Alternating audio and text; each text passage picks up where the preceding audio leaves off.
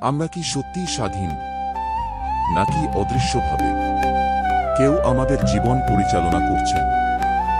আজকের শ্লোক সেই গভীর সত্য প্রকাশ করছে। শ্রীমদ্ভাগবতম, প্রথম স্কন্ধ, ষষ্ঠ অধ্যায়, শ্লোক 7। শাশ্বতন্ত্রানুকল্পাসিত যোগক্ষেমং মমেচ্ছতি ঈশেষ্য হি বসে লোক যোষা দারুময়ী যথাসাৎ। অনুবাদ: তিনি যথাযথভাবে আমাকে প্রতিপালন করতে চাইতেন, কিন্তু যেহেতু তিনি স্বতন্ত্র ছিলেন না, তাই তিনি আমার জন্য কিছুই করতে পারতেন না। এই জগৎ সর্বতোভাবে পরমেশ্বর ভগবানের নিয়ন্ত্রণাধীন, তাই সকলেই তাঁর হাতের কাঠের পুতুলের মতো।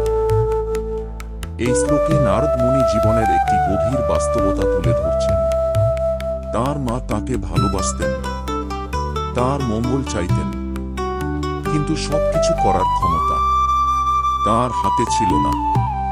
কারণ এই জগতে কেউই সম্পূর্ণ স্বাধীন নয়, সবাই পরমেশ্বরের ইচ্ছার অধীন। এই শ্লোক আমাদের শেখায়, মানুষ যতই শক্তিশালী হোক না কেন, চূড়ান্ত নিয়ন্ত্রণ ভগবানের হাতেই থাকে। এভাবেই শ্রীমদ্ভাগবত আমাদের পথ দেখায়, অহংকার ত্যাগ করে ভগবানের আশ্রয় গ্রহণ করতে। এমন আরও ভাগবত শ্লোক শুনতে লাইক, শেয়ার এবং সাবস্ক্রাইব করতে ভুলবেন না। হরে কৃষ্ণ।